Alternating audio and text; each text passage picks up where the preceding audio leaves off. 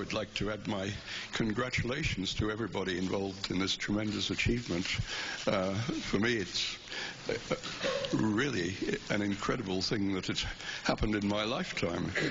It's taken...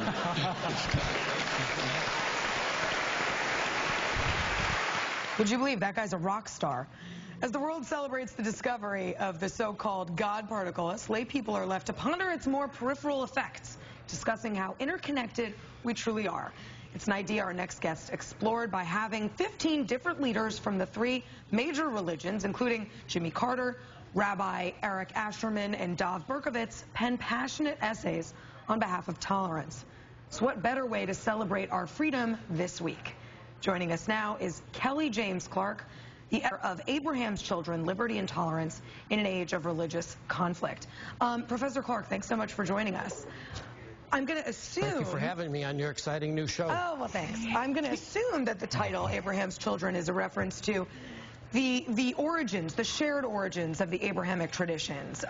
You know, Isaac, Abraham's son Isaac being the father of the Jews, Ishmael, his son with Hagar being father of the Arab people. And the point that you're trying to make there with the title is that we all came from the same place, and so we should sort of connect in our shared roots. Yeah, we all believe in a God, as Muslims would say, who is the all-compassionate. And it seems to me that that ought to be something that should motivate us to be kind to the stranger, even if they hold really different beliefs from the beliefs that we hold.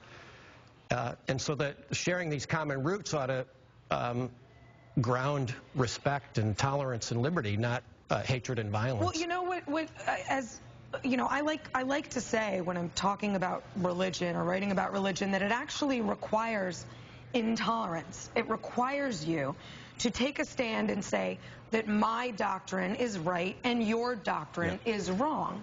That is demanded of you as a religious person. For example, a Christian cannot accept from Judaism that Christ is not the Messiah and is just a prophet, and vice versa. So if we agree that being a religious person, at least an institutionally religious person, requires intolerance, how can we be intolerant and yet still get along?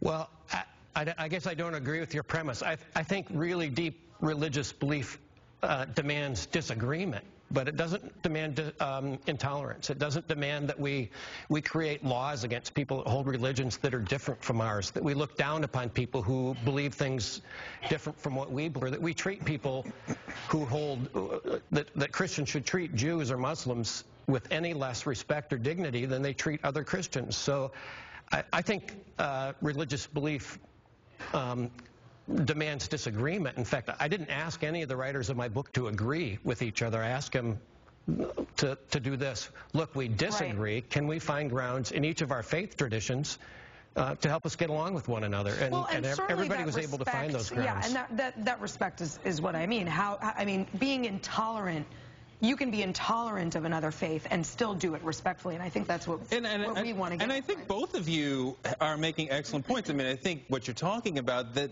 I can't believe in this and accept what you believe, because you believe something opposite of what I believe, so it makes it very difficult. We have to do that respectfully. And we try to do that respectfully, and you would think that, you know, loving your neighbor would be part of every faith, right? But it's not always. Well, but the thing that the thing I find really interesting is that you are so deeply versed in all this spiritual education, and yet you are I'm an atheist. An atheist. But I mean, you know, I study religion. I have a master's in religion. I envy religious people, and I write great defenses of religious people. That is a project I like to take on. And speaking of atheists, I find atheists, militant atheists, to be among the most intolerant people that I've ever come across in my religious sort of dealings. But I mean, most people who I know believe in something, right? I think most people on the globe believe in something.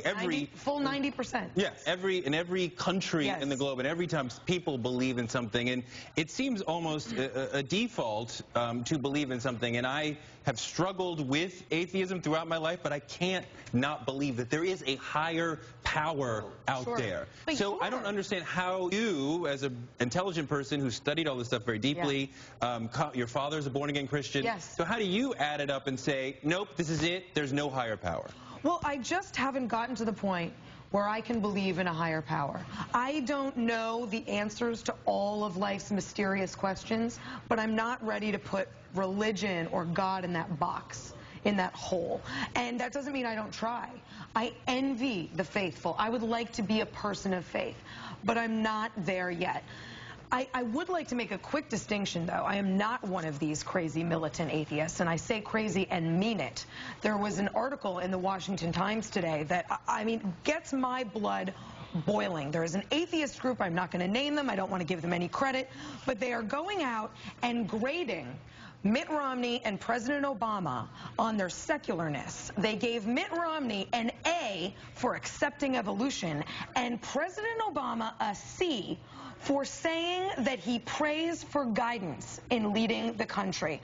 I find that to be abominable. That is intolerant. That is arrogant. That is not who we are. You know, it's interesting, and I wouldn't necessarily disagree with what you're saying, but I'd broaden it out, and I look at the role that religion's been playing in this entire presidential campaign. And what I'm thinking of specifically here is Romney's Mormonism in a Republican Party that's increasingly dominated by evangelical Christians. And you look at the most striking thing to me about the long process, the relatively long process that it took Romney to win the nomination was, even when it became clear he was going to become the Republican nominee, he was going to have the delegates and all of that, there was still stubborn resistance among this white evangelical Christians. He was still losing that segment of the electorate to Rick Santorum, in some cases getting swamped, even when it was clear he was going to become the Republican nominee. And I do think that there's that sort of basic incompatibility that evangelical Christians see with Mormonism that was at the heart of that. Well, to that point, though, Mitt Romney Can I just quick? Yes, Professor Clark, please jump in. Professor.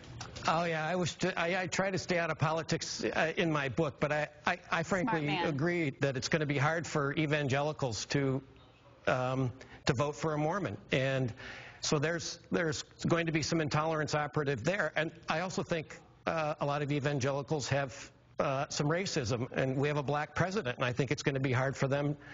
Well, they'll definitely not want to vote for Obama. But they're going to be really torn when it comes to voting for a Mormon. I think it's going to be a religiously really interesting Well, maybe evangelicals don't want to vote for President Obama election. for reasons other than race, I'm sure. But, you know, religion Oh, no, I don't mean to say that's the only thing. I just... Right. It's just intolerance is my topic. Religion always plays a huge role in presidential elections, whether it was 40 years ago, JFK having to come out and say, I will not be beholden to the Pope, or John Kerry just recently coming out and having to prove how Catholic he was. But you know, that he was Catholic enough. Though, I mean, Mitt Romney did eventually get the Republican nomination, and I think a lot of the evangelical Christians who didn't support him there will actually swallow whatever their hesitations are and vote for him. Yeah. But what if he were atheist? You know, I've said this. No chance. No chance. And you know what? I would never vote for an atheist president. But even... Really? But even, Why? You are a self-loathing atheist. Because I do not think that someone who represents 5 to 10% of the population should be representing and thinking that everyone else in the world is crazy but me. But Essie, take yourself as an example, though. I mean, you understand, you've studied, you understand these religions, you are very well versed, you appreciate them, you appreciate the perspective. What would be wrong with having someone who was like you in that way, holding office and representing Christians? The other part of it is that I like that there's a check, okay? That there's a person in the office who doesn't think he's bigger than the state. He doesn't think that he's bigger than sort of esoteric. I like religion being a check and knowing that my president goes home every night addressing someone above him and not thinking all the power resides right here. I don't, you know, atheists don't have that. But the even more interesting, perhaps, that's very interesting, but the even more interesting part of intolerance is that it's going to be a very long time before we have a Jewish president. You know, I don't know if that's the case. I mean, Lieberman got close. Lieberman all right. did not get close. I mean, I don't think it's going to be very hard to get a time. Go ahead, Professor. I was just going to say, I think, to me, I think human beings are tribal. We like people who are like us. And as long as there's a Christian majority in the United States, they're going to vote for people who are like them. It's going to be tough for atheists, Muslims, Jews. Maybe it won't take decades, but I think it'll be a long time before people can break out of their desire to have people in office who are like them. I think we're a lot more open-minded That's part of and why we need tolerant tolerance than and that, respect. I think thank you, Professor